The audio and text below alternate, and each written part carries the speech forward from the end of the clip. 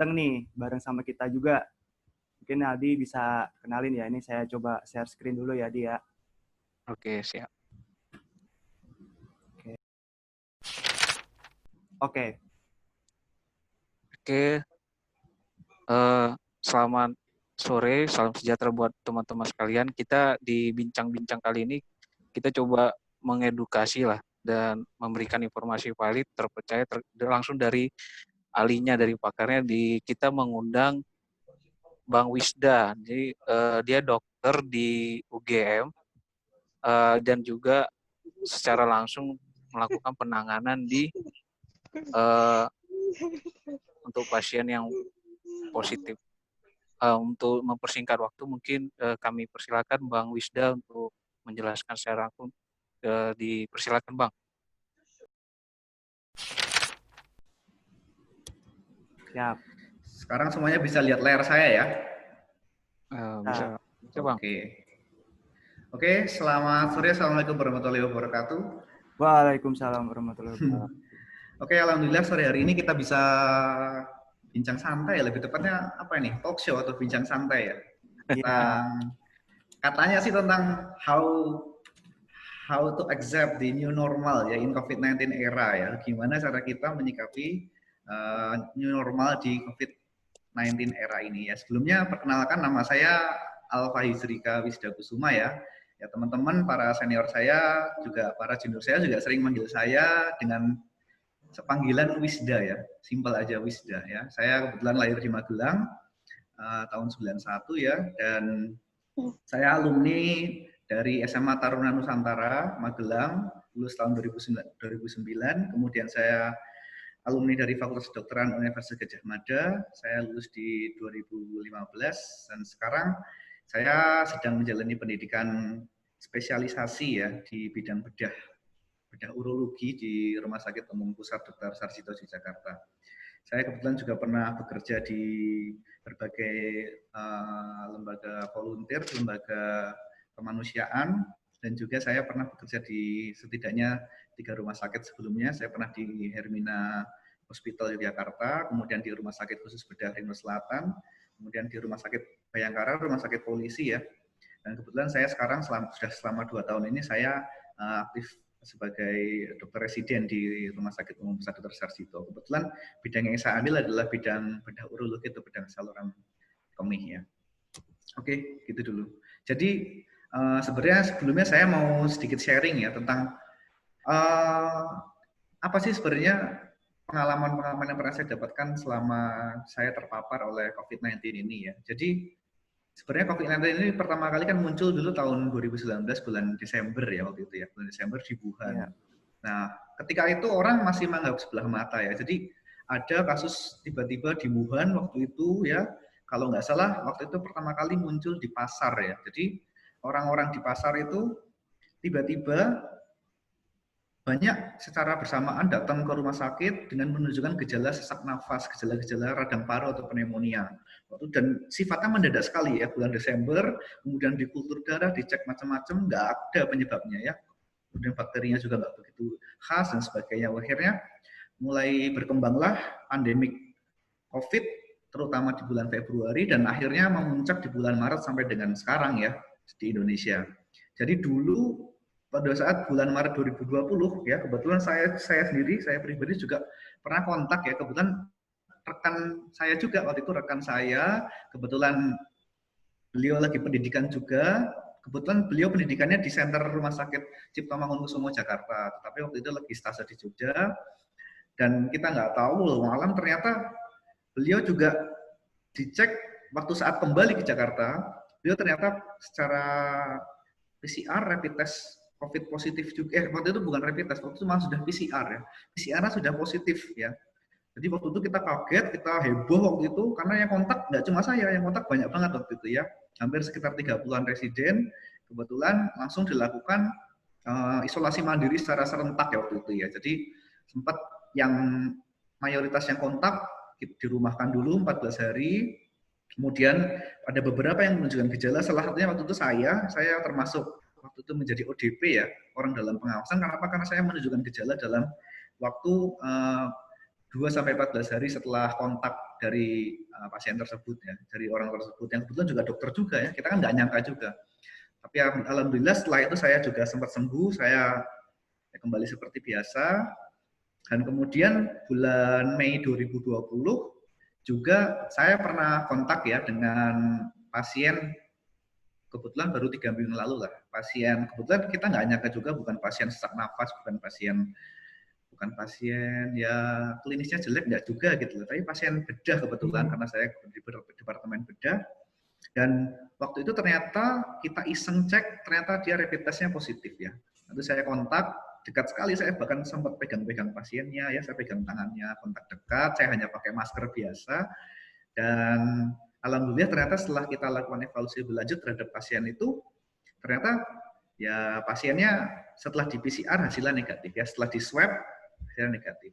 Dan beruntungnya Yogyakarta ini tidak termasuk dalam area atau wilayah yang memiliki angka kejadian coronavirus 3 tertinggi di Indonesia ya, tidak termasuk. Jadi kita termasuk yang relatif tidak terlalu red zone sekali ya, kalau kita bandingkan dengan Jakarta, Surabaya, Palembang ya, atau Banjarmasin ya, Kalimantan Selatan, itu kita termasuk yang alhamdulillah tidak terlalu banyak kasusnya ya.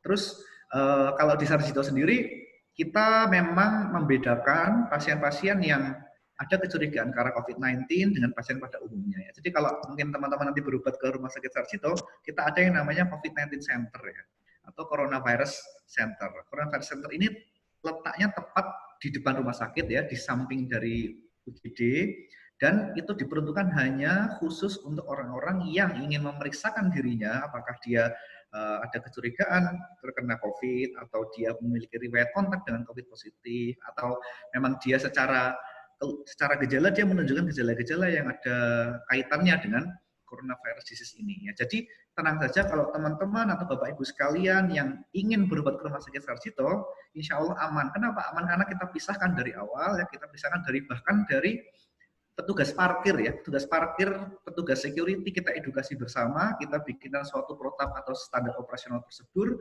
untuk memisahkan pasien-pasien yang ada kemungkinan terkena COVID-19 dengan pasien umum. Jadi nanti pasien-pasien akan dipisahkan di tempat parkir, sudah dipisah.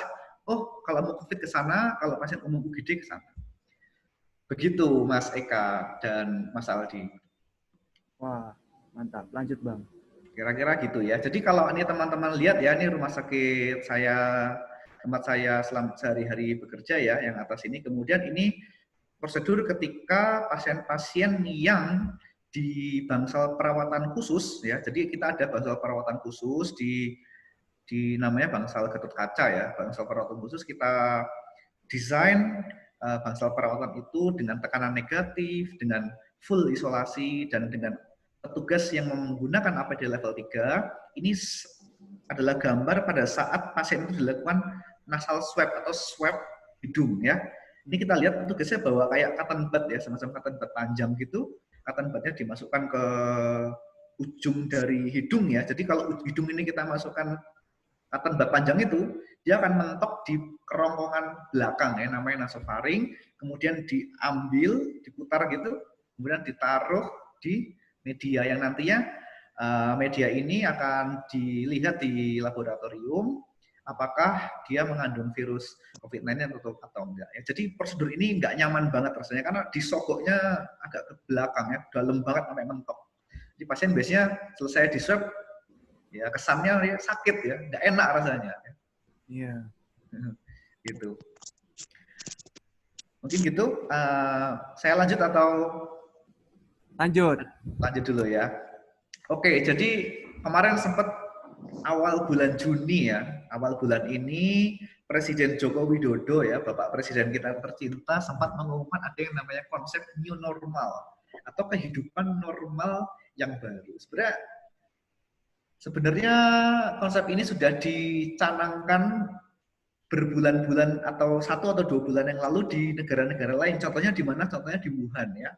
Wuhan itu sudah bebas dari coronavirus sejak bulan lalu ya. Sehingga di sana sudah berani mendeklar bebas coronavirus, maka mereka pun berani mendeklar kegiatan-kegiatan sosioekonomi, ya, kegiatan-kegiatan perdagangan, pendidikan, ya, pendidikan industri dan sebagainya, mereka bekerja sebagaimana sebelum terjadinya coronavirus, ya.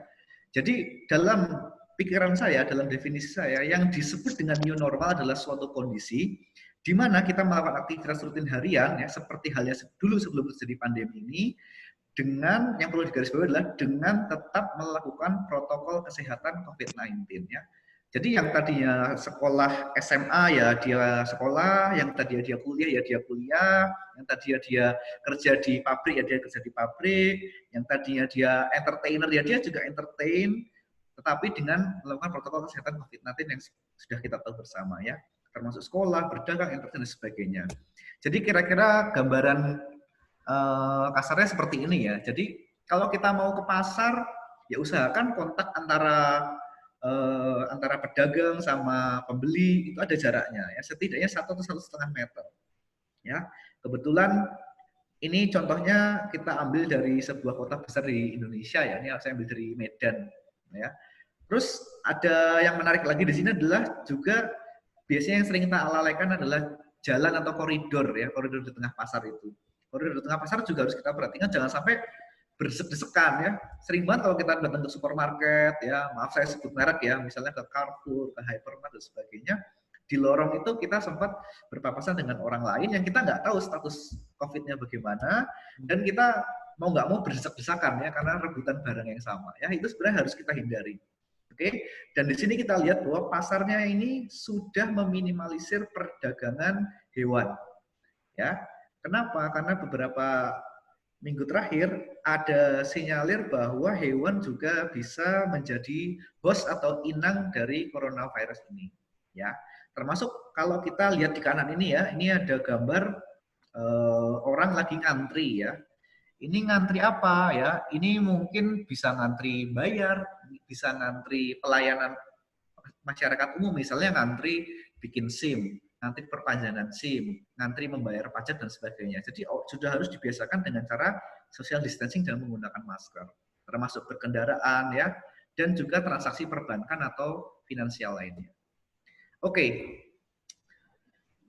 lanjut dulu, ya.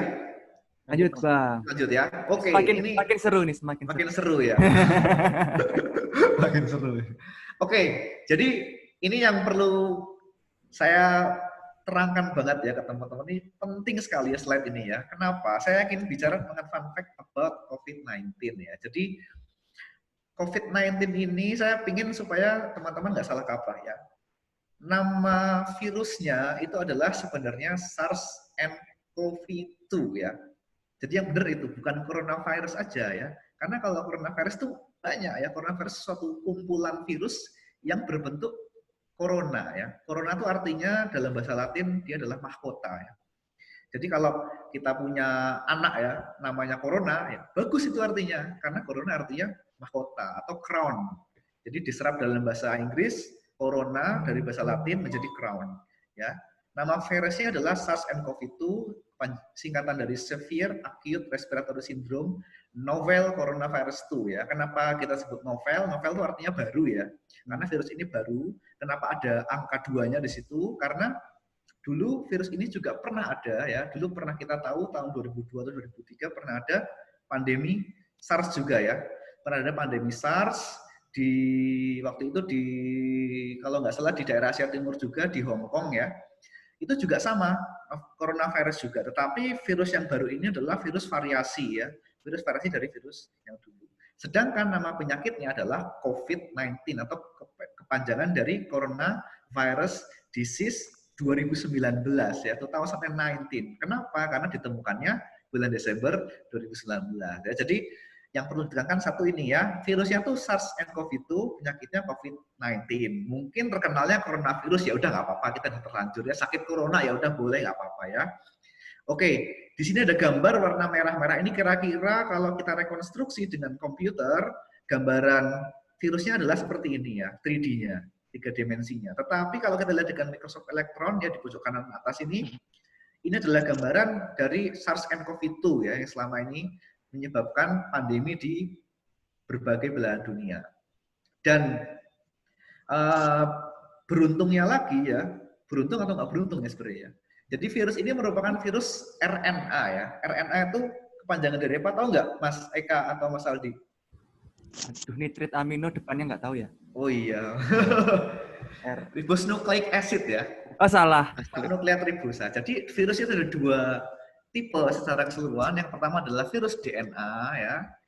Yang kedua adalah virus RNA. DNA itu merupakan satuan terkecil dari genetik kita. Jadi kalau kita membawa informasi ke anak kita nanti, yang ditransfer adalah DNA-nya ya. DNA itu double stranded sehingga dia ada dua. Jadi materi genetik disimpan dalam data yang berupa dua kesatuan. Tetapi kalau virus RNA dia hanya satu. Oh, oke. Ya. Yang kalau sering kita lihat ada ulir-ulirnya dia kalau di film-film itu ya dia cuma satu, nggak dua, nggak ada pasangannya. Sehingga konsekuensinya adalah virus ini mudah diinaktivasi ya. Diinaktivasi berarti mudah dimatikan. Tetapi efek buruknya adalah virus ini sangat mudah sekali yang terjadi mutasi. Ya. Mutasi itu adalah suatu perubahan genetik ya. Yang tadinya virusnya ini virus A, kemudian setelah dia mutasi berubah jadi A aksen atau AB gitu ya, atau gitu ya. Jadi contoh mutasi misalnya papanya hitam, ibunya hitam, anaknya kok berubah putih, ya itu mungkin terjadi mutasi juga ya. Kasarannya seperti itu ya.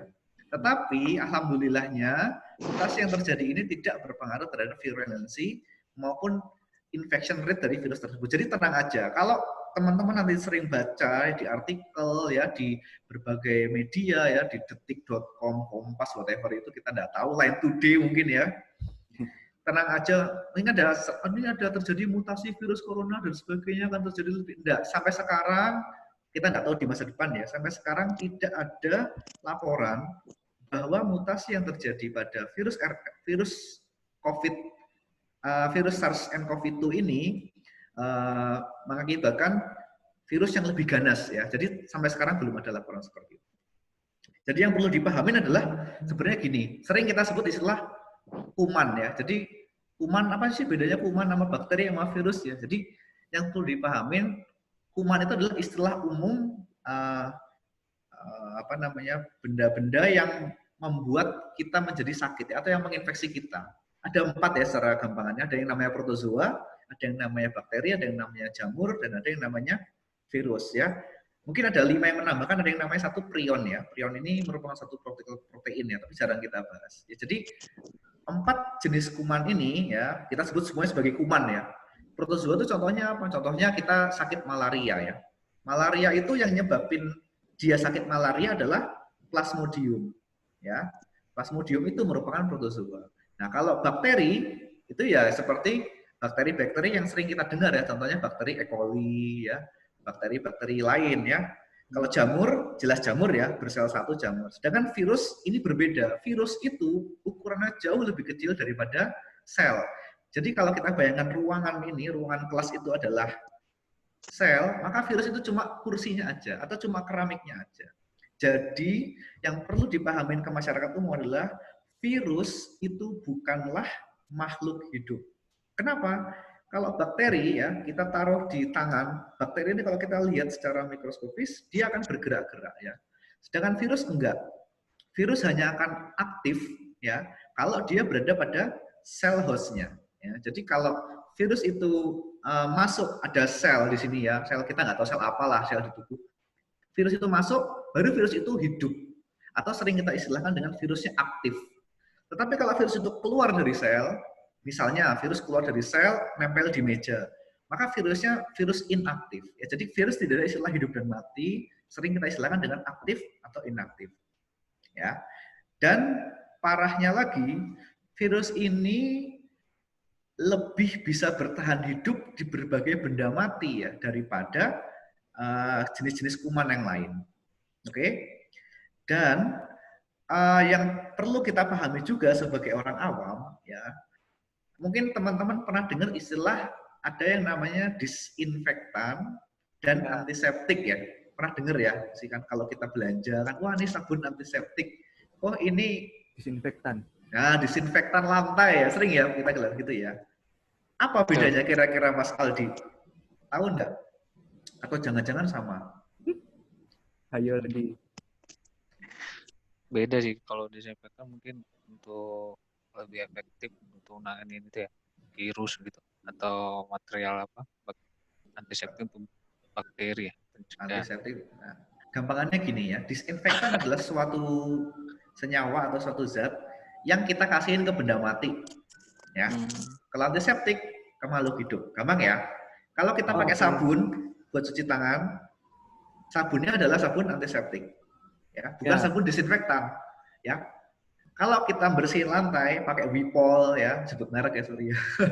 Pakai Wipol atau sabun apalah, sabun cuci piring dan sebagainya, itu adalah disinfektan ya. Kalau disinfektan kita gunakan ke makhluk hidup, kira-kira apa yang terjadi?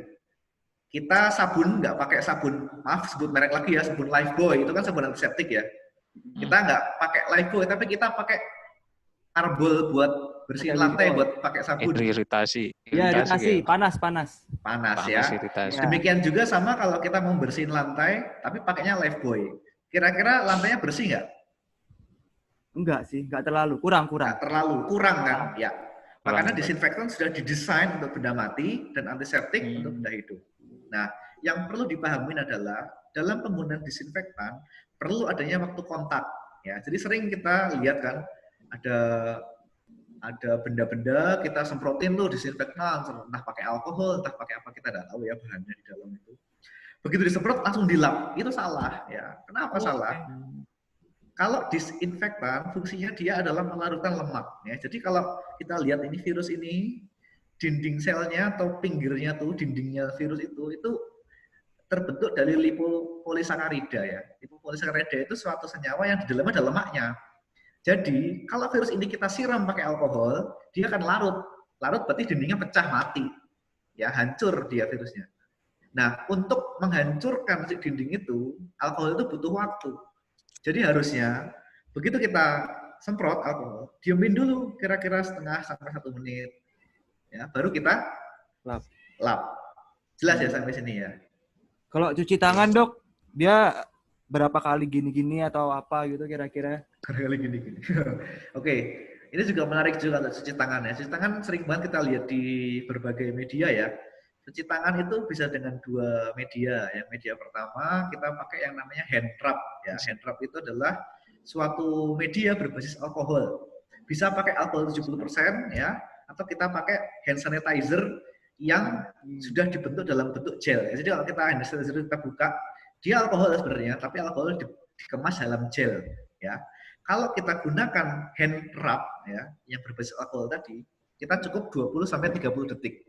Ya, selama kita cuci tangan. Sama prosedur ya, saat ada singkatannya tuh ya. Dulu saya pernah iya ya. Tepung selati puput ya. Telapak tangan, punggung, selajari, ya kunci, putar-putar ya, tepung selati puput singkatannya ya. Jadi gampang. Tetapi kalau kita pakai air yang mengalir dan sabun, ya itu kira-kira mungkin 40 sampai 60 detik ya. Standar WHO seperti itu. Mana yang lebih bagus kira-kira? Pakai air atau pakai hand rub? Katanya pakai sabun, Dok. Bener apa? Iya, air dan sabun ya itu jauh lebih bagus. Oke. Karena langsung hanya kita ya. Langsung larut gitu ya. Langsung larut ya. Ketika ada sabun, sabunnya kan dia ngelarutin si virus tuh. Iya. Siram air, jatuh dia ke bawah. Kalau hand rub, kita gini-gini, virusnya mati memang. Tapi dalam tanda kutip bangkai virusnya masih di tangan kita. Bangkainya aja sih ya, protein-proteinan. Jadi masih ada rasa keset-kesetnya gimana gitu ya. Tapi virusnya mati. Ya, bedanya di situ.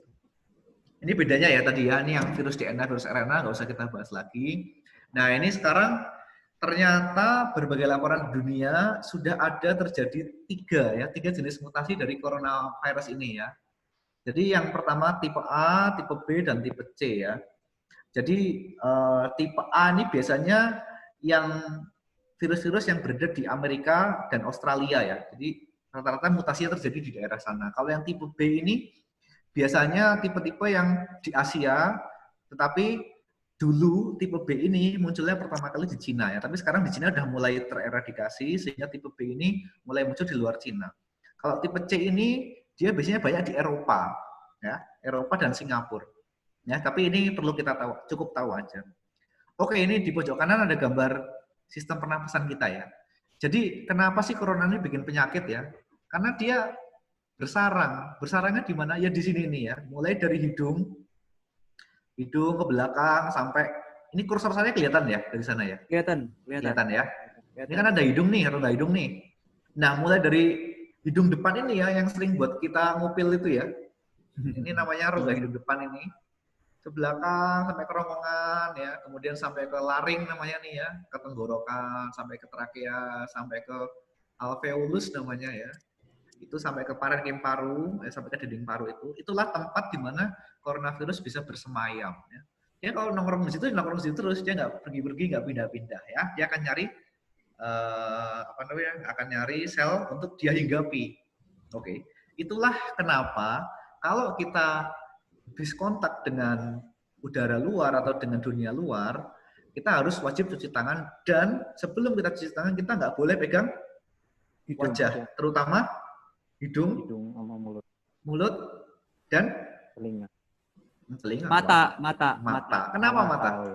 Ada salurannya kali. Iya, ada saluran namanya ductus nasolacrimal ya. Nah, ya itu. Jadi kenapa kalau kita pas nangis kan sering ya nangis, tapi kok pilek ya, sering ya, karena ada salurannya ya. Jadi ketika kita pegang mata, kuman virus tadi itu dia maybe atau bisa ada kemungkinan potensi untuk terjadi pindah ke hidung. Mulut juga sama, mulut ke hidung ada salurannya ya di belakang jelas ya. Oke. Nah, ini saya ambil dari eMedicine ya, dari US, sudah ada penelitian kalau coronavirus ini dia bisa bertahan, kita lihat di sini ya. Kalau di aluminium dia cuma 2 sampai 8 jam ya. Di surgical glove ini apa? Ini bedah ya. Oh, ini saya bawa contohnya kayak gini nih ya. Handscoon bedah atau gloves bedah, ini dia cuma bertahan 8 jam.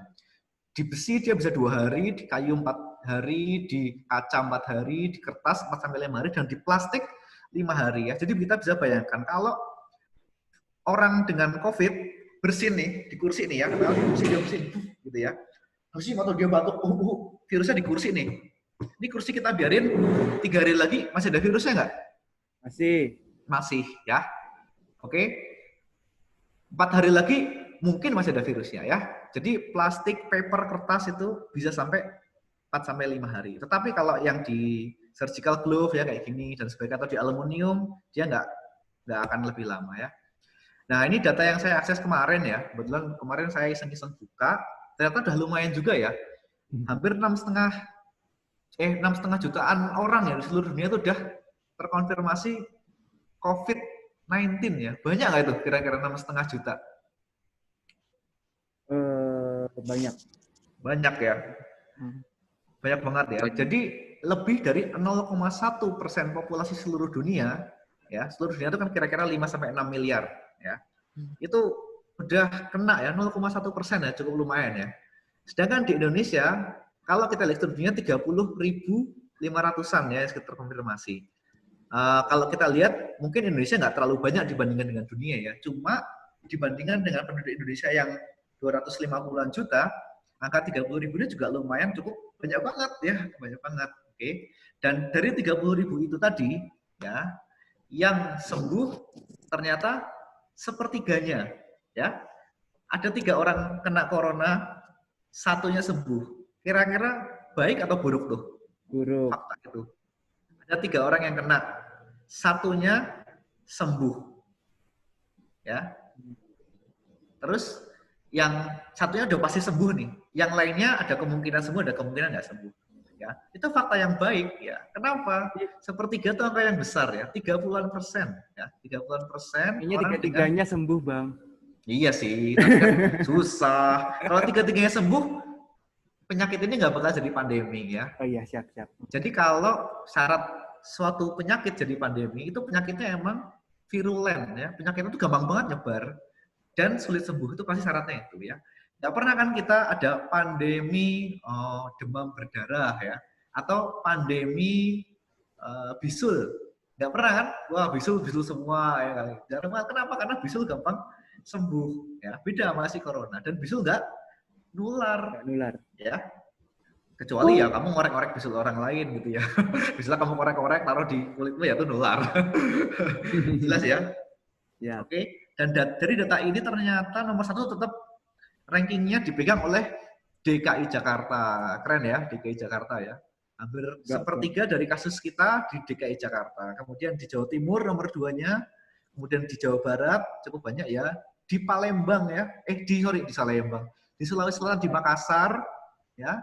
Kemudian di Jawa Tengah juga cukup banyak dan di Banjarmasin ya. Ini 5 teratas ya.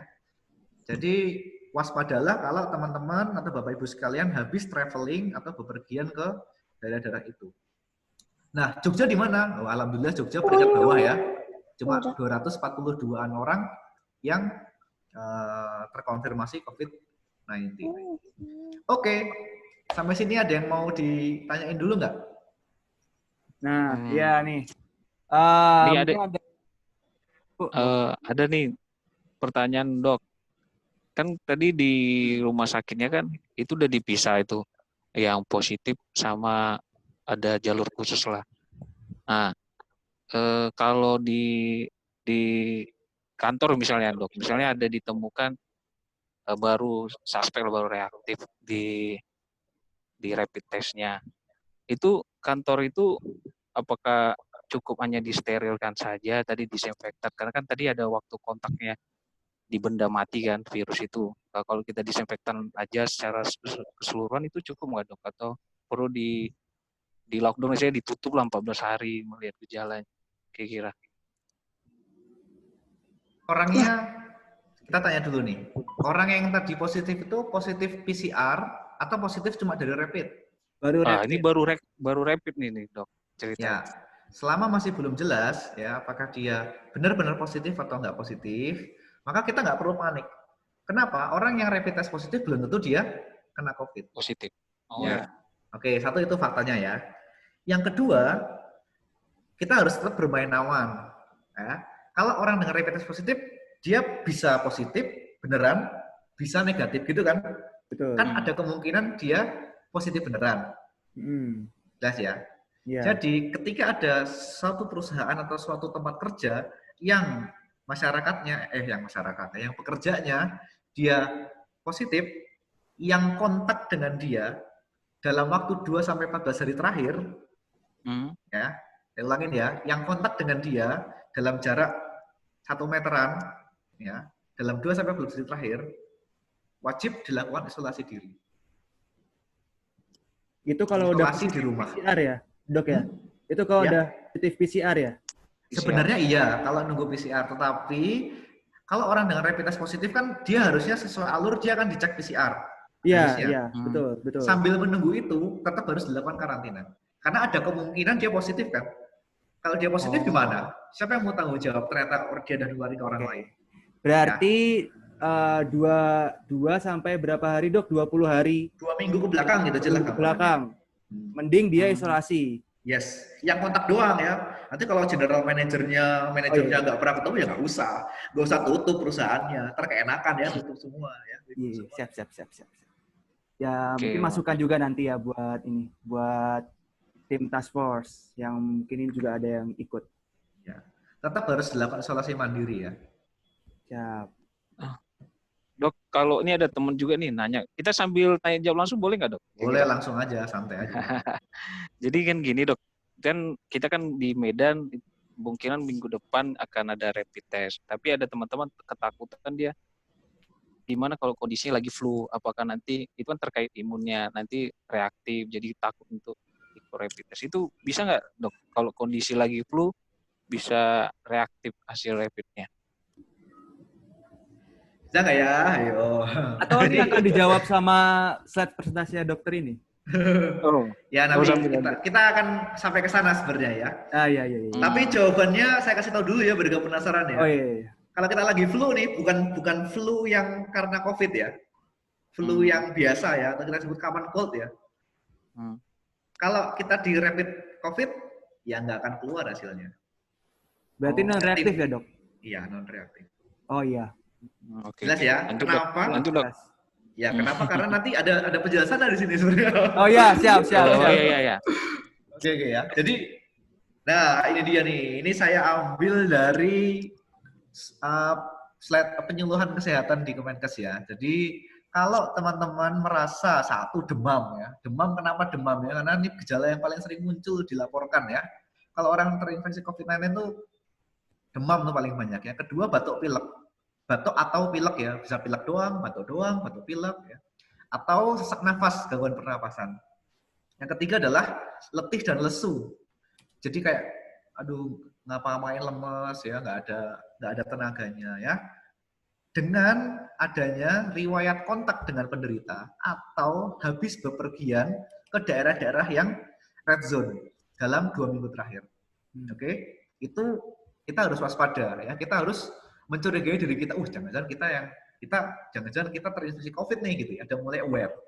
Oke, ada 3 istilah ya kalau mengklasifikasikan pasien-pasien itu, pasien-pasien COVID terutama ya. Yang pertama ada istilah namanya OTG ya. Orang tanpa gejala. Orang tanpa gejala itu orang yang ada riwayat kontak atau bepergian, tapi nggak ada gejala sama sekali ya. Bisa nggak ada orang seperti ini? Banyak banget ya, banyak banget gitu ya. Terutama orang-orang muda, sehat walafiat, bugar, ya atletis lah ya, kardionya bagus ya. Dia kalau kena infeksi COVID mungkin nggak akan ada gejala apa-apa, tapi ada virusnya di saluran pernapasannya. Yang kedua adalah orang dalam pemantauan ya.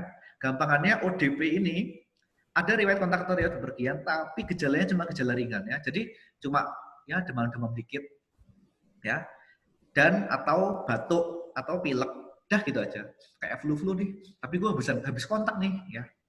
Habis kontak sama yang ternyata Pak ini yang dulu yang ternyata sekarang dia positif. Itu saya termasuk ODP. Jelas ya sampai sini ya. Oke. Yang ketiga adalah PDP ya. PDP itu seperti ODP, tapi gejalanya berat ya, sampai sesak nafas ya dan sebagainya. Kalau PDP ini disarankan untuk dimondok di rumah sakit, ya bedanya di situ, diisolasi di rumah sakit. Tetapi kalau ODP dan OTG cukup isolasi di rumah. Nah, ini adalah alur tata laksana atau alur diagnostik dari pasien-pasien yang dicurigai termasuk atau salah satu penderita dari coronavirus ya. Ini saya ambil dari Perhimpunan Patologi Klinik Indonesia ya, dokter patologi klinik, yang diambil juga dari Kemenkes. Ya, jadi kalau ada pasien yang warna hijau ini kita lihat, pasien ada kecurigaan OTG, ODP atau PDP, ya.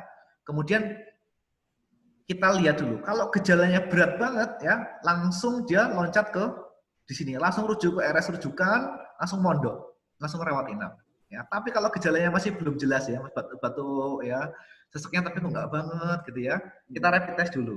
Oke, kalau rapid testnya dia negatif, ya ada riwayat kontak, ya kan, kemudian ada sesak batuk dikit nih, tapi rapid testnya negatif, isolasi diri dulu di rumah, jangan kerja dulu atau work from home dulu di rumah 10 hari, kemudian 10 hari lagi dia cek rapid test ulang, ya. Kalau ternyata setelah di rapid test ulang dia hasilnya negatif, berarti dia bukan COVID. Ya. Kalau setelah 10 hari itu dia rapid testnya positif, dilakukanlah harus PCR ya, di swab diambil PCR ya. Kalau positif berarti emang dia COVID, kalau negatif berarti bukan COVID. Jelas ya? Yeah. Nah, kalau tadi di awal dia di rapid test kok langsung positif, ya, langsung wajib hukumnya dilakukan PCR. Ya, kalau PCR-nya positif berarti jelas COVID dong. Kan PCR gold standarnya untuk penegakan diagnosis COVID. Tapi kalau dia negatif berarti bukan COVID ya. Jadi dikatakan positif atau negatif kalau sudah dilakukan PCR atau swab. Sampai sini jelas ya? Jelas. Gampang ya? Jadi nggak perlu takut lah untuk rapid doang. Yes, nggak perlu takut. Rapid test itu adalah suatu alat screening ya, alat untuk mengetes. Jadi gini, alat screening itu apa prinsipnya adalah dia high sensitif, tetapi tidak harus high specific. Jadi jangan sampai pasien-pasien itu ada yang lolos, tapi ada kemungkinan alat ini terlalu over diagnose, sehingga yang harusnya negatif malah dideteksi positif. Itu ciri khas alat-alat screening atau alat rapid test. Oke. Nah, rapid test ini untuk screening sehingga dia nggak spesifik ya. Dan yang dia deteksi adalah antibody. Ya, antibodi itu adalah respon imun tubuh ya. Antibodi yang dideteksi adalah imunoglobulin. Ada dua yang dideteksi, imunoglobulin M atau IgM, atau yang kedua imunoglobulin G ya. IgM ini biasanya dibentuk tubuh ketika ada virus masuk ya, dan cepat ya. Biasanya 5 sampai 7 hari setelah kontak IgM-nya akan positif. Tapi kalau IgG dia dalam waktu lama. Oke. Dan kalau kita ngambil rapid test, ngambilnya dari darah ya. Jadi dari darah sini ya. Jadi kalau rapid nggak dari hidung ya, tapi dari darah. Oke. Nah, aku kasih analogi gini deh. Kalau ini nih contohnya. Kalau virus itu contohnya ini ya. Misalnya ini virus. Ya. Ya, virus datang ke tubuh, masuk wing gitu ya. Kan ada, kalau virus ini kan dia penjahat nih. Kan ada satpamnya ya, yang nanganin penjahat ya. Wah, satpam datang ya. Satpam pertamanya ini makrofag biasanya ya. Makrofag itu satpam, tapi gampang mati ya. Mati langsung ya. Tapi sebelum mati, si makrofag ini sempat manggil polisi. Ya. Polisinya adalah imunoglobulin. Ya. Ketika ada imunoglobulin, berantemlah mereka ya. Tergantung siapa yang menang, tergantung kekebalan si orangnya itu. Ya. Nah, kalau rapid test, dia mendeteksi polisinya. Ya. Dia mendeteksi polisinya, ada nggak sih tindak kejahatan barusan? Ya. Tapi kalau PCR, dia deteksi kumannya. Ya. Jadi, bisa kasih perbandingan gini nih, kasih percontohan. Kalau ada suatu perampokan, ya, ada maling, ada polisi. Ya. Kalau ada polisi, udah pasti ada perampokan belum? Belum. Belum, ya. Karena polisi bisa saja mondar-mandir, bisa saja patroli, ya. Itulah yang dilakukan rapid test. Dia mendeteksi imunoglobulin. Tapi kalau udah ada maling, pasti ada perampokan nggak? Ya. Pasti dong, orang ada malingnya di situ, ya kan? Ada malingnya, pasti ada perampokan. Itulah yang dilakukan oleh PCR. Ya, ini contohnya alat-alat rapid test ya yang sering kita lihat. Jadi ini saya ambil dari Perhimpunan Patologi Klinik ya. Ini adalah alat-alat rapid test yang sudah di-approve atau sudah disetujui oleh FDA ya. FDA itu Food and Drug Administration. Jadi kayak BPOM-nya Amerika Serikat gitu ya. Jadi yang terkenal ini merek, sebut merek nggak apa-apa ya, Selex ya, DPP ya, dan sebagainya. Ini kira-kira bentuknya kayak strip tes kehamilan tuh ya. Cuma ini nanti bentuknya agak beda ya. Nanti diambil dari darah, kemudian dari darah ini sampelnya dimasukkan ke dalam antikoagulan, tabung antikoagulan supaya darahnya nggak beku, kemudian disentrifuge, diputer gitu, supaya terpisah antara sel darah dengan plasmanya. Nanti plasmanya yang diambil, kemudian dimasukkan ke dalam well ini, ke dalam sumur, dan nanti akan muncul dia. Ada C, ada G, ada M ya. Kita lihat sini ya, ada kontrol, C itu kontrol, G itu imunoglobulin G, M itu IgM. Ya, jadi kalau biasanya kalau pasien ada riwayat kontak ya dan sudah 5-7 hari ya, kenapa? Karena dia terbentuk baru 5-7 hari setelah kontak ya. Dia biasanya IgM-nya positif rapidnya. Tapi kalau dia baru kontak kemarin nih, terus sekarang dicek rapid test, ada kemungkinan negatif nggak? Ada. Ada banget, belum sempat kebentuk dia. Ya, dia baru bentuk 5 hari setelahnya. Setelah kontak. Oke ya, jelas ya. Nah, rapid test ini indikasinya ada 3. Jadi kalau orang masuk OTG, orang masuk ODP, orang masuk PDP, itu udah boleh dilakukan rapid test. Dan nggak usah takut gitu loh. Oke, ya. Jadi rapid test tuh kayak orang cek kehamilan ya.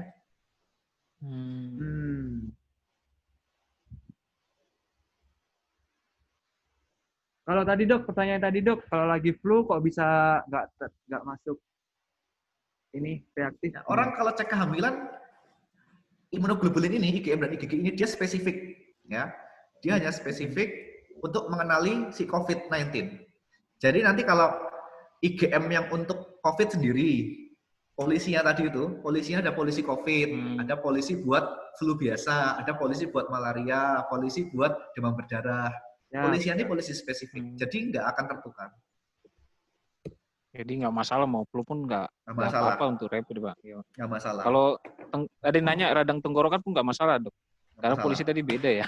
Polisinya beda ya? Takut. Polisinya beda. Nggak usah takut teman-teman. Nggak usah takut, polisinya guys. beda ya. Oke ya. Ya. Oke. Nah, sekarang gini nih. Kalau hasilnya kita rapidnya kita positif nih, saya ada 2 kemungkinan ya. Hasilnya bisa reaktif, bisa non reaktif. Istilahnya itu bukan positif atau negatif ya, tapi reaktif atau non reaktif. Kalau reaktif ya wajib dilakukan PCR setelahnya. Real time RT ini real time ya, real time PCR sebanyak 2 kali selama 2 hari berturut-turut. Syaratnya harus negatif semua, baru orang itu bisa dikatakan sembuh. Jelas ya. Jadi kalau orang rapid test positif nih, wah positif nih bro, lu PCR deh ya. Dirawat rumah sakit nggak? Tergantung ya, dia PDP atau ODP. Kalau dia PDP wajib rawat rumah sakit, tapi kalau dia ODP bisa rawat di rumah, tapi wajib dilakukan PCR dan harus disiplin ya. Kecuali dia nggak disiplin ya susah ya. Oke. Terus kalau hasilnya dia non reaktif ya, dia harus diperiksa ulang rapid testnya setelah 10 hari. Jadi nanti kalau dia non reaktif nih, ada kemungkinan dia belum membentuk antibodi kan? Kan tadi kita sepakat ya, baru terbentuk 5-7 hari. Kalau dia kontaknya kemarin atau 2 hari yang lalu, sekarang dicek negatif dong. Ya. Tapi dia pernah kontak, tubuhnya sedang memproses IgM. Sehingga kita ulangin lagi 10 hari. Ya. Dengan catatan, kalau 10 hari kita ulangin, ya harusnya IgM sudah terbentuk. Ya. Atau bisa juga kasus-kasus ini ya, non-reaktif terjadi bisa kalau window period, tadi yang saya bilang, atau belum terinfeksi, atau imunokompromisi. Imunokompromisi itu pasien-pasien yang daya tahan tubuhnya lemah. Ya. Contohnya pasien HIV. Ya. Atau kadar antibodinya dia di bawah level deteksi alatnya. Ya, jadi orangnya tuh antibodinya nggak bagus dia bikinnya ya. Nah, terus ini yang dimaksud dengan swab ya. Tadi sudah kita bahas swab.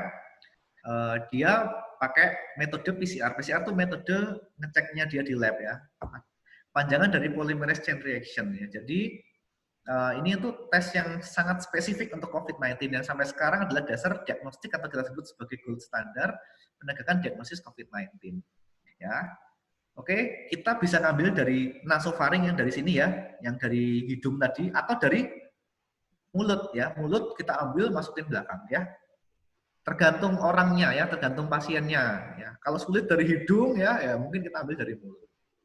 Nah ini juga merek-merek yang sudah di-approve, jadi nggak sembarangan suatu lab itu bisa menggunakan alat. Cuman alat-alat yang bermerek-merek ini yang sudah di-approve oleh WHO ya, untuk bisa dilakukan pemeriksaan PCR ya. Yang kanan ini adalah mesinnya, yang kiri adalah reagennya ya. Reagen itu cairan untuk mendeteksinya. Oke, nah ini kalau teman-teman nanti berobat, katakanlah teman-teman ada kecurigaan, oh COVID nih untuk nemenin saudara yang COVID ya. Nanti akan ada suatu angket atau belangko ya dari Kementerian Kesehatan yang wajib diisi ya. Kalau teman-teman lihat di sini ya, ada isi identitas, ya ada kemudian yang pertama, ada di sini ada keluhan-keluhan yang dirasakan teman-teman ya. Kalau mengisi ini ya syaratnya apa? Wajib jujur, ya. Wajib jujur. Kalau teman-teman batuk ya isilah batuk, pilek isilah pilek, sakit kepala isilah sakit kepala, gitu ya. Kalau dari riwayat bepergian ya isilah jujur juga ya. Jangan pernah menutupi informasi-informasi yang ditulis di sini ya. Oke, termasuk juga adanya komorbid. Komorbid ini adalah penyakit penyerta ya. Jadi kalau Bapak Ibu sekalian punya penyakit jantung, darah tinggi, hipertensi, penyakit liver ya, atau penyakit HIV, maka mungkin kita kan nggak tahu ya. Penyakit gagal ginjal atau penyakit kronik paru ya, sesak napas kronik karena merokok itu kita harus bilang kenapa? Karena pasien-pasien yang memiliki penyakit-penyakit tersebut memiliki kerentanan yang lebih tinggi untuk terjadinya COVID-19. Oke, ini tadi sudah kita bahas juga ya, OTG dari ke-14. Kemudian ini ya, apa yang harus kita lakukan kalau kita kontak dengan orang yang rapid test-nya positif ya. Kalau ketemu atau kontak dengan rapid test positif, waduh teman gue ternyata kemarin dicek rapidnya positif bro, gitu ya. Ya udah, untuk amannya kita juga isolasi mandiri ya. Amannya, selama hasilnya si teman kita tadi belum keluar. Begitu hasil teman kita sudah keluar dan negatif, kita alhamdulillah kita selesai. Tapi kalau ternyata hasilnya dia positif, berarti apa? Wajib tes. Ini segera isolasi mandiri di rumah, wajib kita juga di rapid test ya, dan mengikuti alur yang tadi sudah saya terangkan. Dan kalau orang udah terinfeksi COVID-19, ya kita lihat di sini ya, kalau udah terinfeksi COVID-19 dideteksi dengan PCR positif, ya, kita harus waspada dengan 3 kejadian. Satu ada yang namanya reinfeksi ya. Reinfeksi itu orang udah kena COVID, udah sembuh, PCR udah negatif, besok selang sebulan atau 1,5 bulan dia keinfeksi lagi. Bisa nggak itu? Bisa banget kalau daya tahan tubuhnya dia turun, ya, atau dia terinfeksi COVID-19 yang mutasinya berbeda dengan COVID-19 yang dulu. Ya. Atau ada juga kasus reaktivasi. Reaktivasi itu gimana? COVID-19 itu mungkin tidak semuanya kumannya itu hilang. Masih ada kuman-kuman yang atau virus-virus yang sifatnya dorman atau tidur. Jadi seperti kita tahu kalau virus itu keluar dari sel, dia akan dorman. Dia akan aktif lagi ketika daya tahan tubuh kita turun, sama seperti kasus-kasus influenza. Ya, itu juga bisa terjadi. Orang yang tadinya ada negatif PCR-nya, begitu daya tahan tubuhnya turun, dia akan reaktivasi. Atau yang ketiga, ada yang ini baru dilaporkan juga ada yang terjadi kasus false positive PCR pada fragmentan segmen virus. Jadi kalau PCR itu kan tadi nyari si polisinya ya, PCR ya. Nyari si virusnya. malingnya. Nah, ternyata PCR ini juga ada kemungkinan salahnya. Loh, salahnya gimana? Kadang si PCR ini cuma ngelihat mukanya maling, tapi nggak lihat kakinya atau tangannya. Bisa terjadi kayak gitu ya. Jadi kalau si PCR ini cuma deteksi kepalanya maling, ternyata setelah dilakukan isolasi kok kepalanya ini udah hilang, bisa jadi tangan dan kakinya masih ada kan di dalam tubuhnya si pasien. Nah, itu yang menjadi dasar fenomena terjadinya false positif atau positif palsu. Ya. Jadi bisa juga si PCR itu cuma deteksi tangannya doang, kakinya doang, tapi ternyata segmen lain dari virusnya itu masih ada di tubuh dan tidak terdeteksi oleh PCR. Oke.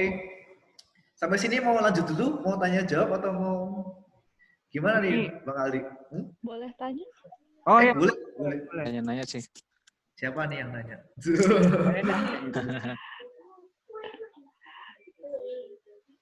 Oh, bentar. Saya Enas dari KHSE Tanjung Barat. Dok, yang saya mau tanyakan, perbedaannya antara reinfection sama reactivation itu apa ya? Maksudnya kalau itu kan sama-sama terinfeksi oleh COVID. Nah, apakah reaktivasi itu adalah selama inkubasi virus atau apa gitu, bedanya apa antara reaktivasi dengan reinfection? Oke. Terima kasih Mbak Anas pertanyaannya. Beda reaktivasi sama reinfeksi. Kalau orang yang apakah benar dia menjadi kebal kalau ternyata dia survive ya, dia terinfeksi tapi sampai dinyatakan sembuh, apa benar kemudian dia menjadi kebal terhadap virus dengan mutasi virus. Mbak agak putus-putus, Mbak. Coba Mbak agak steady, terus coba... Nggak denger ya? Suaranya nggak denger. Coba steady gitu. Apa benar kalau orang yang sudah pernah terinfeksi atau gejala, kemudian sudah sembuh, apakah dia jadi kebal terhadap virus COVID yang infeksi itu? Apakah kalau misalkan sudah terinfeksi, kebal gitu ya Mbak ya pertanyaannya ya? Sudah pasti kebal ya? Terus yang kedua, apa bedanya reinfeksi dengan reaktivasi? Oke. Dari sisi waktunya atau dari sisi virusnya atau gimana itu? Oke. Itu Dok, pertanyaannya ada 2 Dok. Oke, pertanyaan pertama, kalau udah keinfeksi pasti kebal nggak? Nggak pasti ya. Kalau imunnya dia bagus atau imunokompeten orangnya, ya hampir pasti dia kebal. Ya, jadi kalau mungkin usia muda, ya nggak ada penyakit komorbid, nggak ada darah tinggi, sakit gula, nggak ada penyakit kronik, ya hampir pasti dia membentuk antibodi, membentuk imunoglobulin dan dia akan kebal. Tapi kalau pasien-pasien yang sudah tua, udah renta, ya, udah lansia atau pasien anak-anak, bayi, ya, kemudian pasien-pasien dengan penyakit-penyakit kronik, ya, diabetes, darah tinggi dan sebagainya, mungkin daya tahan tubuhnya nggak bagus, imunnya nggak bagus, sehingga ada kemungkinan dia belum membentuk antibodi dan tidak kebal jika dipaparkan dengan virus yang sama. Itu ya. Jadi belum tentu. Berarti harus tetap menjaga kekebalan tubuh ya, makan bergizi, olahraga, gitu ya. Ya. Kalau untuk usianya Mas Aldi ya, Mas Eka tuh masih ya oke lah, kan usia-usia masih seger ya. Amin. Biasanya kalau usia-usia 20, 30, 40 tahun masih oke lah daya tubuhnya. Tapi kalau udah ketemu bapak ibu kita udah usia 50, 60, 70, 80 tahun ya, kita perlu waspada ya. Oke, bedanya reinfeksi sama reaktivasi. Bedanya apa ya? Kalau reinfeksi, ya, dulu udah pernah kena COVID-19 nih, ya, terus sembuh, PCR 2 kali negatif, ya. Terus sekarang infeksi lagi COVID-19, ya, tetapi dengan strain atau dengan mutasi yang berbeda dengan yang dulu, ya. Tadi kan kita udah ketemu tuh, COVID itu ada 3 mutasi yang pernah dilaporkan ya. COVID yang A, B, C tadi itu ya. Dulu kenanya yang A nih. Terus dia jalan-jalan lah ke Amerika, ke Eropa gitu ya. Di Eropa dia kena yang strain yang B. Itu bisa tuh namanya reinfeksi. Jelas ya? Kalau reaktivasi gimana? Ya, kalau reaktivasi dulu pernah keinfeksi COVID yang strain A. Ya. Terus daya tahan tubuhnya bagus kan, udah sembuh, PCR negatif. Terus suatu saat dia lemes, daya tahan tubuhnya turun, atau dia misalnya kena HIV misalnya ya. Dia turun, akhirnya dia muncul lagi COVID-nya, muncul lagi disease-nya dengan virus yang sama dari dulu. Karena virus yang dulu masih bertahan di tubuhnya dalam status inaktif atau status tidur atau dorman. Gitu bedanya. Jadi si virusnya itu mungkin dijagain sama dokternya gitu ya di dalam tubuh ya, tapi dari dokternya sama polisinya gitu ya. Si penjahatnya sama polisinya, terus polisinya ini lemes gitu ya. Jadi akhirnya si penjahatnya ini bisa bertindak lagi gitu ya. Itu namanya reaktivasi kayaknya. Iya. Dok, ini ada pertanyaan nih Dok dari dari chat, dari kolom chat nih. Chat. Aku buka dulu deh chatnya. Mana nih? Iya. Chat. Ada beberapa pertanyaan nih Dok. Ini sebenarnya yang pertanyaan pertama nih dari Bu Vita nih.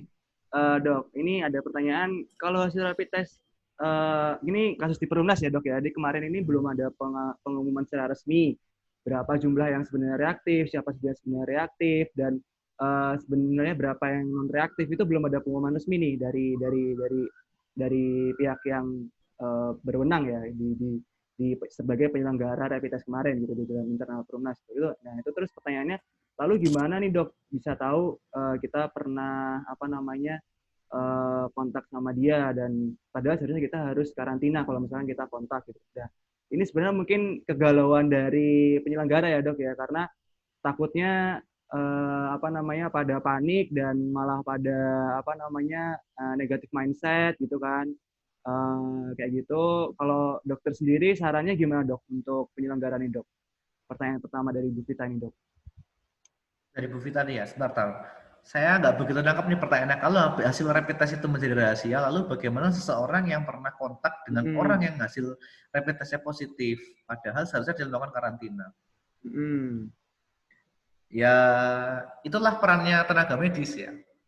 Jadi ini dilematis ya memang ya. Kita juga dilematis di rumah sakit. Bahkan satu pasien dengan pasien lain nggak tahu status rapid testnya. Ya, yang tahu siapa? Dokter sama perawat. Ya. Jadi harusnya yang mengkomunikasikan adalah tenaga medis setempat. Ya, kalau di Perumnas mungkin punya dokter perusahaannya yang komunikasi dengan GM-nya atau dengan manajernya. Oh, langsung direct gitu ya Dok? Ya, dengan catatan semua karyawan harus sudah agreement dulu, udah harus konsen dulu bahwa saya kalau nanti hasil saya positif, saya rela nih diketahui oleh manajemen. Ya, karena mau gimana pun tetap itu sih rahasia medis ya. Rahasia medis itu memang milik pasien ya, tapi kita harus agreement dulu. Ya. Jadi dan mungkin harus tetap positif mindset aja kalau misalnya kita tahu juga gitu kan. Siapa Jadi yang sebenarnya ini? kita nggak perlu takut untuk positif gitu ya. Kita jangan takut di stigma gitu. Kalau misalnya saya kontak dengan pasien saya kemarin ini di rapid gitu ya. Ya saya kalaupun hasilnya positif, ya udah. Terus kenapa nggak perlu malu gitu loh? Ya. Orang rapid test positif COVID itu nggak seperti orang misal maaf positif HIV gitu ya. Orang kalau positif HIV malu wajar ya karena HIV itu kebanyakan ditularkan melalui perilaku yang nakal kan. Ya. Beda. Kalau orang kena COVID positif, apakah dia nakal? Kan enggak gitu. Ya. Ya kan? Ya itu musibah aja gitu. Jadi sebenarnya stigma itu yang perlu kita singkirkan. Siap. Semoga menjawab pertanyaan Ibu Vita ini ya, Dok ya. Oke. Ini pertanyaan lagi nih, Dok. Nah, yang kedua ini kayaknya udah terjawab yang kedua nih kayaknya. Apa nih? Nih Putri Antono ini ya. Ya, ini kayaknya udah terjawab deh. Oke. Ya, yang ketiga nih, Dok, dari Mas Purwa. Ini nih, apakah kita bisa tahu bila mana sebenarnya sudah terinfeksi tapi sudah sembuh sendiri tanpa ada gejala? Jadi orang tanpa gejala ya, OTG ya. Jadi kita terinfeksi, Dok, tapi kita nggak ada gejala-gejala apa-apa nih, Dok. Gimana kita bisa tahu kalau kita udah sembuh? Atau sebenarnya itu virusnya masih di dalam kita ya? Bisa jadi. Jadi sembuh nggak sembuh itu sebenarnya dilihat dari klinisnya, dari kondisi klinisnya, dari gejalanya. Ada nggak gejala? Jadi orang keinfeksi SARS-CoV-2 tadi itu bisa COVID bisa nggak COVID, tergantung dia muncul gejalanya atau enggak. Ya, kalau kita sudah tahu kita ada sembuh atau enggak, jadi gini, ada yang namanya masa inkubasi, ada yang namanya masa penyembuhan. Jadi kalau pasien-pasien kita katakanlah kita kontak dengan nCoV itu ya, coronavirus itu, ada penelitiannya. Kalau kita sudah kontak selama 14 hari ke depan, kita kan akan bentuk polisi-polisi tadi itu immunoglobulin tadi. Ya. Selama 14 hari ke depan itu adalah waktu aman bahwa sudah ada jaminan bahwa virusnya ini tidak menyebabkan gejala klinis. Sampai sini paham nggak? Kalau kita keinfeksi virus, dalam 14 hari ini harusnya udah muncul tuh gejala-gejala yang sesek lah, gagal napas lah, batuk dan sebagainya ya. Kalau kita bisa mentoleransi 14 hari ini, maka dianggap kekebalan tubuh kita baik. Jadi di akhir 14 hari, kita sudah punya imunitas terhadap COVID-nya tadi. Sehingga bisa dikatakan sembuh. Virusnya masih nggak di 14 hari berikutnya? Bisa jadi masih. Tapi dia tidur, dia dorman di dalam tubuh kita. Jadi 14 hari itu yang dijadikan patokan kenapa kita lakukan isolasi mandiri. Siap. Karena polisinya kuat ya, Dok ya, buat... Karena sudah pasti dianggap kita jamin 14 hari itu sudah sembuh. Iya. Kalau ini, Dok, pertanyaannya seputar kantor nggak apa-apa ya, Dok ya ini. Kalau kita menghadapi new normal nih, kita mau ada shift-shiftan nih, Dok. Jadi 50% seperti anjuran juga dari Bapak Gubernur nih, Dok. Itu seberapa efektif sih, Dok, gitu. Dan kalau misalkan tes rapid ini tadi ya dijelasin ya tadi ini udah ada jawabannya sih. Jadi kalau misalkan negatif nanti diulangi lagi 10 hari ke depan asalkan tadi catatannya kita kontak dengan yang positif PCR gitu ya. Kalau nggak kontak sama yang positif PCR kita nggak usah tes ulang lagi. Gitu. Kalau yang ini, Dok, kita seberapa penting nih, Dok, kita shift-shiftan, Dok? Dan seberapa efektif kita shift-shiftan? Seberapa efektif ya? Seberapa efektif itu sebenarnya ya cukup efektif ya. Kalau kita shift-shiftan, kita kontak dengan orang lain lebih minimal dan daya tahan tubuh kita juga lebih baik. Ya, jadi untuk menjaga stamina pasti akan lebih baik. Kita sarankan memang untuk shift-shiftan. Sebentar ya, aku angkat telepon sebentar. Siap. Halo, kenapa? Saya mute dulu ya, Bang. Halo. Oke, untuk Bapak-Bapak dan Ibu yang mau bertanya dipersilahkan melalui kolom chat atau bisa langsung unmute nanti ke Dr. Wisda biar bisa langsung dijawab. Nanti dicoba dulu kalau misalkan koneksinya memang bagus, kita akan teruskan melalui pertanyaan langsung. Tapi kalau misalkan nanti putus-putus, nanti mungkin bisa lebih baik bila ditanyakan melalui chat gitu ya. Gitu ya, Bro Adi ya? Ya, setuju bro. Tapi nggak putus-putus. Iya. Nah, Jadi nggak perlu takut ya bro ya untuk iya kita rapid test. kita nggak perlu takut. Walaupun sakit flu atau tenggorokan itu kan polisinya tadi udah beda kata Bang Wisda Betul, tadi. polisinya beda. Malah di Sukarami pengen segera rapid test ini bro, udah nggak sabar nih. Wah, nggak sabar ya. Mungkin masukan juga nih buat Bapak Task Force supaya bisa serentak gitu kali. Serentak. Tanya dong Bang Eka. Oh ya, Gimana? silakan. Saya siapa nih? Bang Denny ya? Hah? Oh ya, dipersilakan Mas Denny. Mas, tidak lanjut nanti setelah di kantor ada rapid test. Ya, Misalkan ada yang reaktif itu. ya, Terus kan pastikan itu tindakannya dilakukan PCR. betul, betul. Nah, itu pribadi atau nanti bisa direbuskan di BNI Live ya? Atau supporting atau enggak ya? Dibayar sama SDM kayaknya, Pak. Gitu ya. Jadi ini ya, saya coba share screen. Kan tadi COVID Ranger juga udah sempat share ini ya, apa namanya, do and don'ts. Habis itu kayak share gimana kalau misalkan rapid test itu apa gitu kan. Ini sekalian saya share di sini supaya teman-teman yang mungkin belum dapat Baca. belum baca bisa dapat ya. Mungkin Bang Dr. Wisda ini share screen-nya bisa di stop dulu deh Bang. Oh, boleh. Oh Sorry. ya, siap. Oke.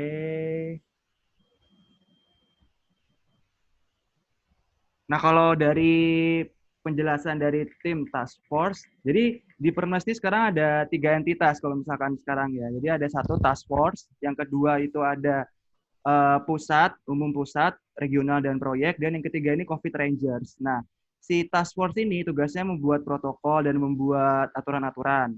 Proyek dan pusat serta regional ini melaksanakan protokol-protokol ini. Dan COVID Ranger ini intinya sebagai penyebar informasi, campaign, dan pengawas pelaksanaannya. Seperti itu ya. Nah, dari protokol yang dibuat sama tim task force atau dulu disebut sebagai gugus COVID. Nah, ini tuh dan sekarang juga masih terus berkoordinasi dengan gugus COVID BUMN, Kementerian BUMN Pusat ya. Jadi terus melaksanakan laporan harian atau mingguan mungkin ya. Nah, itu jika reaktif, ini ya Mas Denny yang mungkin akan menjawab, jika reaktif maka akan dilaksanakan isolasi, lalu mengikuti tes PCR, melalui swab. Nah, kalau melihat pengalaman hari Jumat kemarin teman-teman yang reaktif dipisahkan di ruang tunggu, lalu dimobilisasi ke rumah sakit rujukan dan diisolasi di rumah sakit rujukan. Lalu setelah itu melaksanakan proses tes swab PCR. Seperti itu sih Mas. Dan kalau dari segi biaya seharusnya di cover sama tim task force. Seperti itu Mas Denny. Oke, dimengerti. Oke, ya. Sama satu dong lagi buat dokter. Boleh. Apa-apa.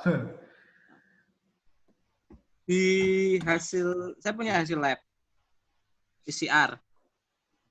Nah, Lalu di gimana situ kesannya hasil tidak terdeteksi dapat disebabkan adanya inhibitor dalam spesimen pasien atau konsentrasi asam nukleat virus di bawah batas deteksi pengujian.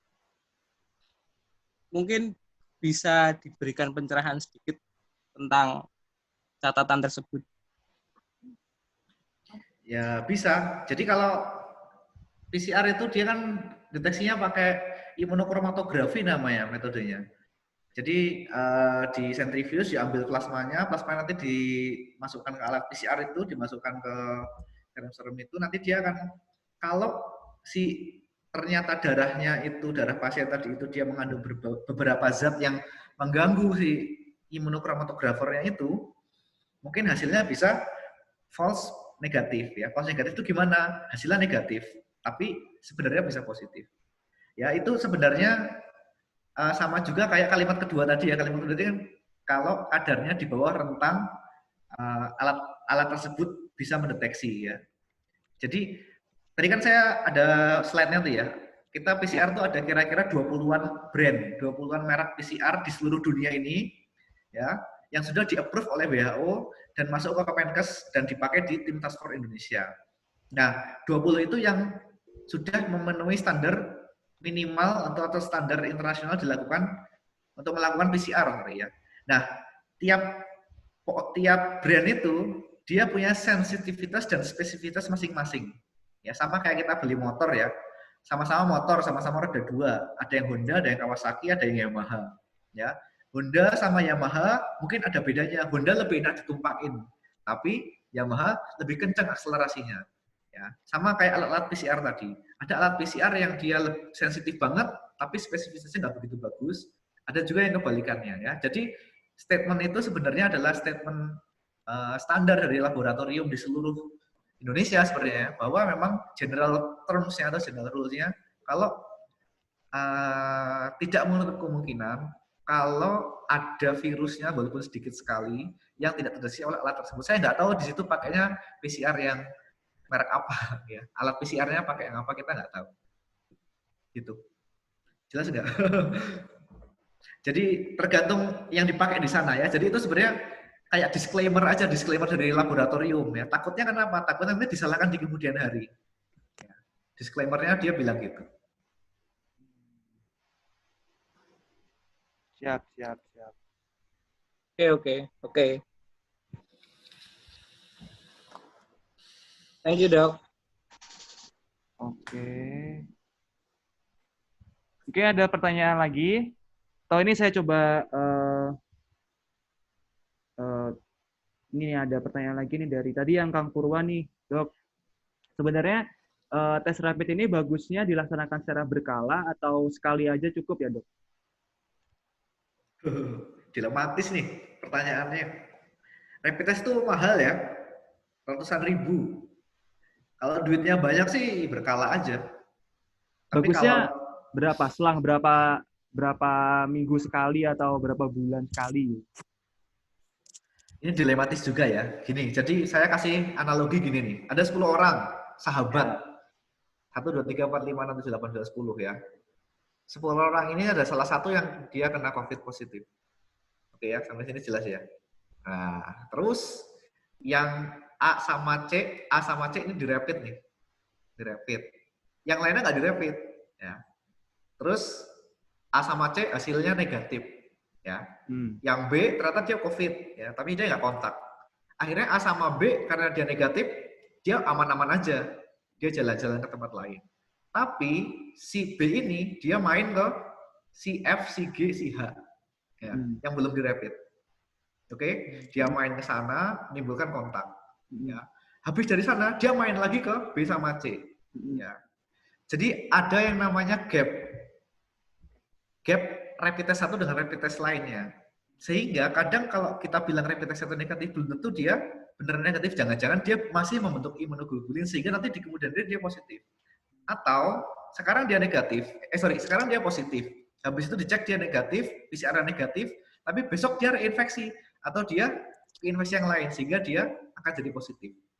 Jadi akan loncat-loncat gitu loh. Bisa dipahamin nggak? Nah, harusnya gimana? 10 orang ini ada satu yang curigai COVID, semuanya bareng cek saat itu juga. Jelas ya? Ini satu kena, semuanya bareng. Oke? Kemudian kalau semuanya negatif, alhamdulillah. Kalau ada yang positif, kita follow up dan semua yang lain harus mengisolasi diri dari dia. Harusnya penerapan rapid test itu adalah serentak dan bersamaan. Itu yang sering banget sulit untuk dilakukan. Ya, bahkan di rumah sakit pun sulit. Apalagi di corporate. Ya. Jadi kalau dibilang berkala atau nggak berkala, jawabannya dilematis banget. Kalau saya sih mending bukan berkala atau nggak berkala, ya, tapi serentak. Harus serentak. Gitu. Dan dicatat. Oke.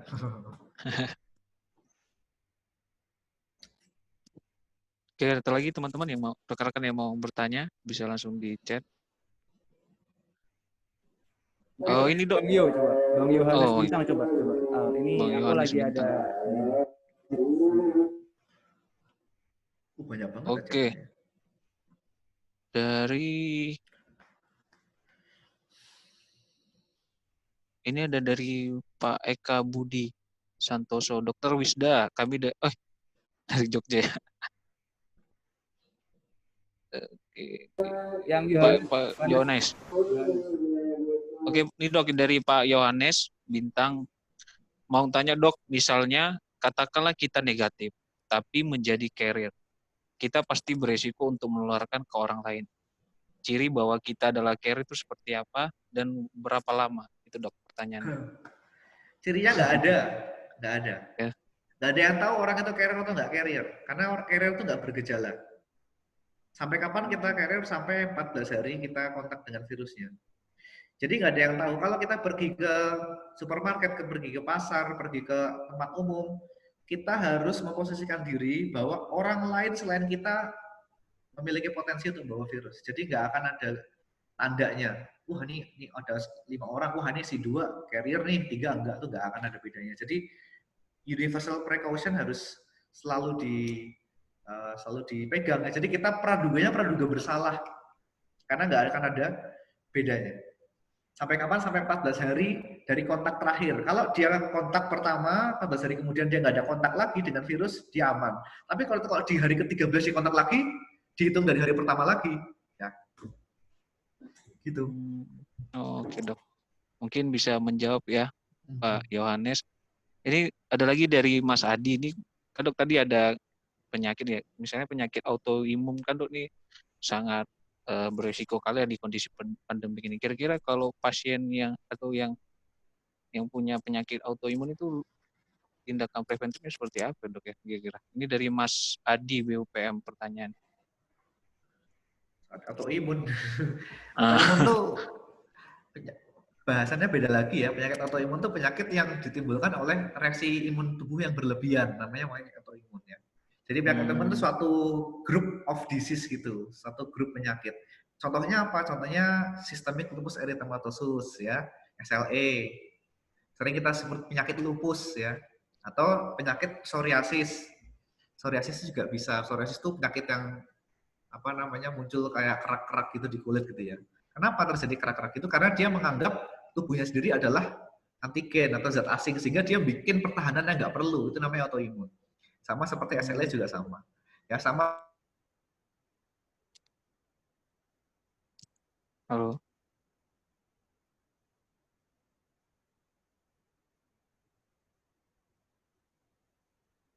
Seperti mungkin penyakit radang gigi.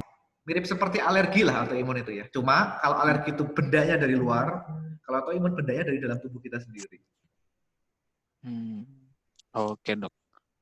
Mungkin cukup ya Mas Adi ya. Halo, Satu lagi pertanyaan lagi atau gimana bro? Bro Eka ini ada dari Mbak Anissa. Jadi mau tanya dok, kan kondisi saat ini grafik penderita itu kan belum turun ya kayak masih trennya kayaknya belum menuju turun dan meningkat terus. Dari menurut pandangan dokter, kira-kira kita udah benar-benar udah siap untuk kondisi ini normal atau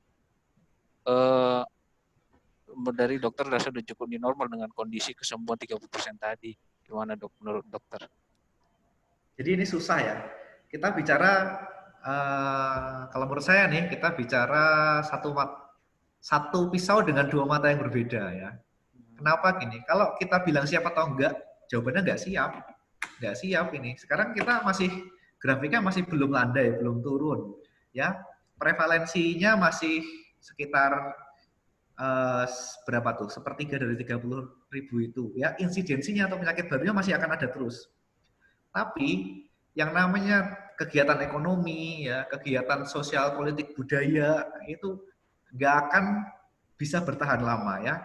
Kalau saya lihat, saya pernah baca di investing.com itu ya.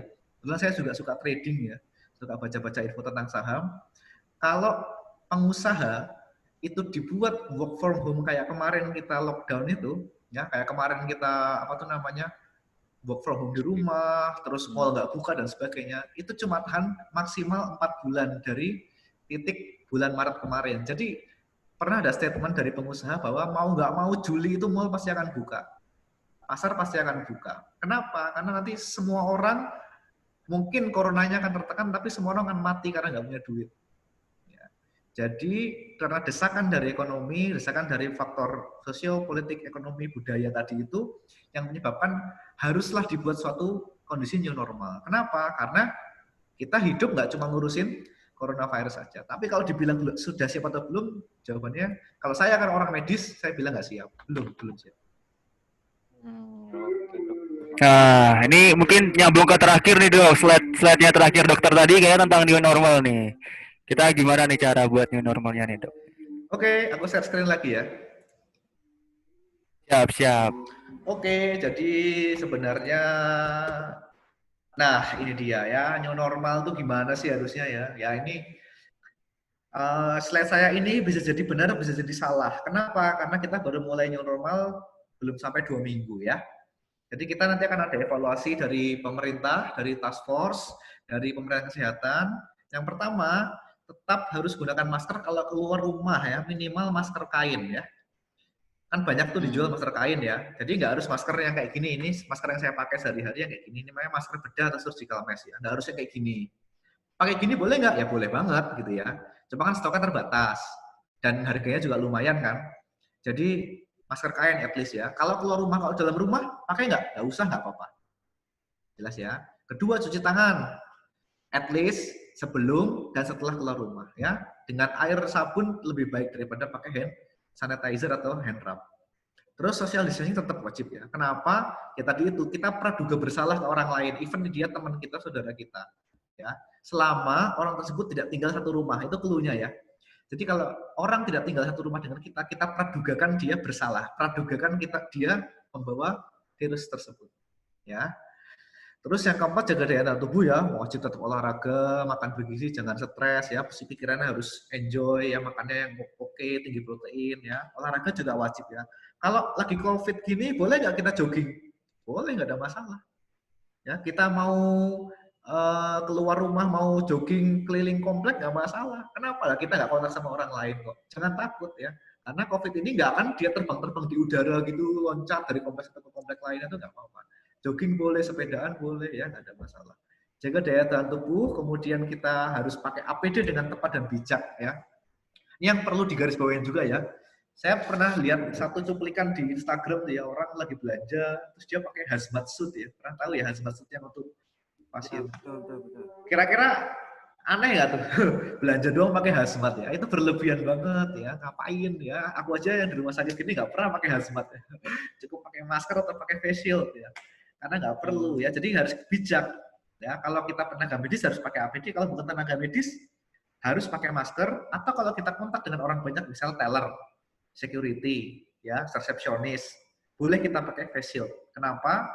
Karena ini somehow dia kalau kita pasang gini, ya, ini kan ada celahnya di sini ya. Kadang droplet itu bisa keluar walaupun sedikit. Kalau kita tanpa masker, kita bicara gini, droplet kita itu mungkin jauh loncatnya kira-kira maksimal 1,5 meter ya. Itu pun kalau ngomongnya berbusa-busa banget ya. Kalau ngomongnya biasa aja mungkin cuma 1 meter. Akan ada kemungkinan itu. Jadi boleh pakai face shield. Enggak juga nggak apa-apa. Ya, dengan catatan maskernya rapat. Tapi kan kita nggak tahu orang lain maskernya rapat atau enggak. Ya. Terus, ya ini juga penting nih. Sering saya lihat kayak petugas-petugas yang sering berhubungan sama orang ya, dia pakai sarung tangan gini ya. Ini ada kekhawatiran terjadi cross contamination ya. Kalau kita pakai gini, katakanlah kita pakai nih resepsionis atau siapa ya, teller bank gitu, dia pakai buat nulis pulpen ya, megang kertas, dia megang ke pasien. Oke, dia nggak kena, dia nggak kontak virusnya, tapi habis itu dia pegang handphone, ya, dia pegang handphone, dia ketik-ketik WA, kemudian handphonenya dimasukin saku, ya, otomatis handphonenya kena virus yang dari tangannya tadi, ya, itu namanya cross contamination. Jadi kesannya dia steril nih tangannya, begitu dibuka steril, nggak masalah ya, tapi handphonenya ada virusnya. Oke, terus hindari menyentuh wajah, hidung, mata sebelum cuci tangan ya. Jadi kalau kita pulang cuci tangan dulu baru kita sentuh mukosa itu, hidung, mukosa, mata dan sebagainya. Hindari berjabat tangan ya, seperlunya aja ya. Ini nggak apa-apa ya. Nggak perlu kita terlalu lama berjabat tangan karena kita nggak tahu dia cuci tangan atau belum. Oke, dan yang paling penting poin paling terakhir nih ya, nggak perlu ya, jangan sampai kita mengecilkan OTG, ODP, PDP, mohon orang yang sudah sembuh dari COVID ya. Orang sudah sembuh di stigma ya, orang yang mati karena COVID di stigma, keluarganya di stigma, ya jangan ya. Kasihan, satu kasihan, dua nggak perlu ya. Kalau kita tahu ilmunya, kita nggak perlu takut ya, nggak perlu kita kucilkan. Oke. Ini APD level 1, 2, 3 ya. Udah tahu lah teman-teman. Jadi nanti kalau petugas-petugas di rumah sakit, biasanya cukup dengan level 1. Kalau di level 2, level 3 ini biasanya untuk petugas IGD atau petugas yang kontak dengan pasien-pasien COVID langsung. Dan ini kalau teman-teman ternyata kok sakit, ingin ke rumah sakit, boleh nggak kalau lagi COVID gini? Ya boleh ya. Sakit, kecelakaan lalu lintas, tabrakan, kakinya misalnya berdarah-darah patah gitu ya. Ya berobat lah, jangan karena COVID jadi takut ke rumah sakit. Tapi waspadailah 5 tempat ini ya. Dan penelitiannya kalau tempat pertama yang paling sering disinggahi kuman di rumah sakit itu di wastafel. Kemudian di handle bed pasien itu, kalau pasien ada bed sampingnya itu. Kemudian stetoskop, dokter ya. Kalau ada alat diagnostik lain, misalnya USG ya, CT scan, ronsen dan sebagainya, lantai juga banyak. Kemudian kursi dan meja juga banyak. Kalau teman-teman kontak dengan 5 benda ini di rumah sakit, segeralah cuci tangan dan ganti baju mandi. Oke, jelas ya. Oke, gitu dulu.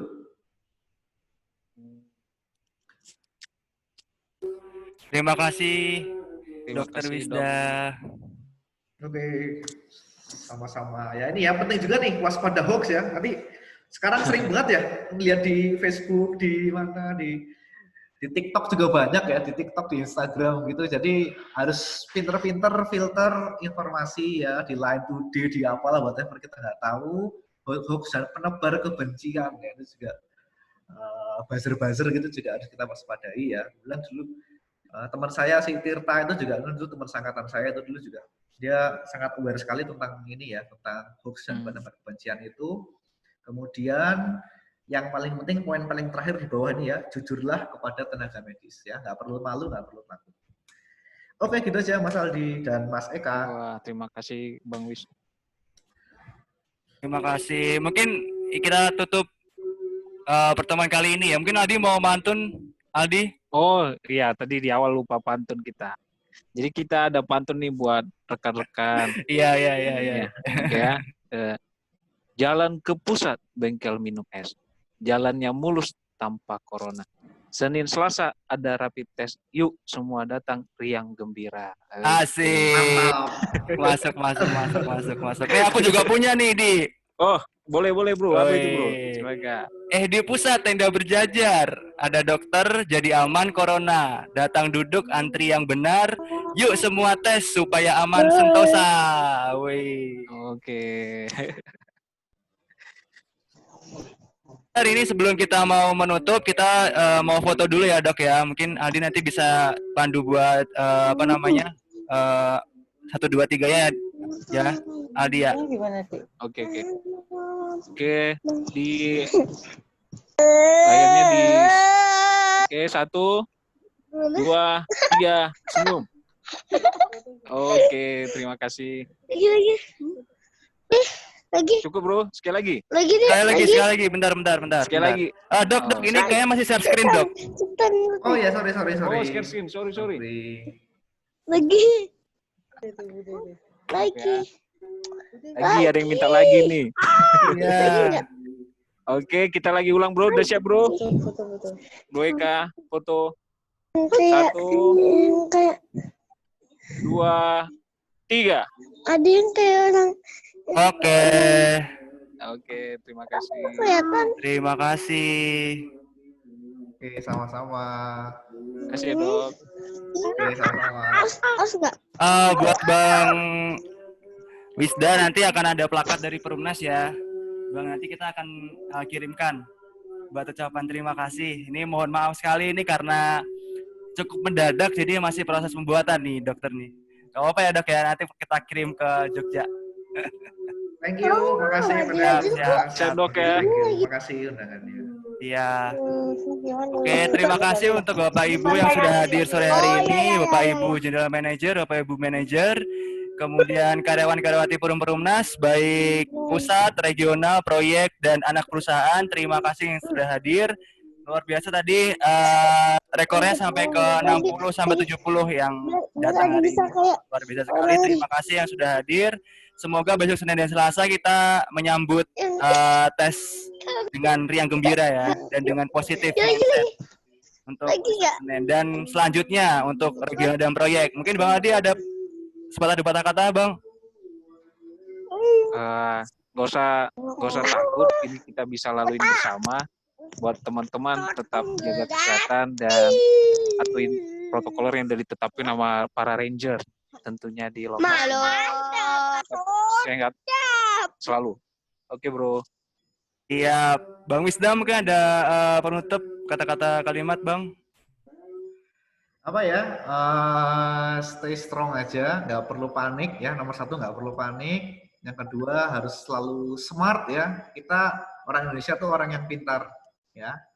Yang ketiga, dokter perawat yang ngobatin, Allah yang nyembuhin ya. Jadi banyak berdoa. Dah. Oke, terima kasih dokter, terima kasih semuanya. Mungkin langsung kita akan sudahi pertemuan sore hari ini. Terima kasih. Wassalamualaikum warahmatullahi wabarakatuh. Waalaikumsalam.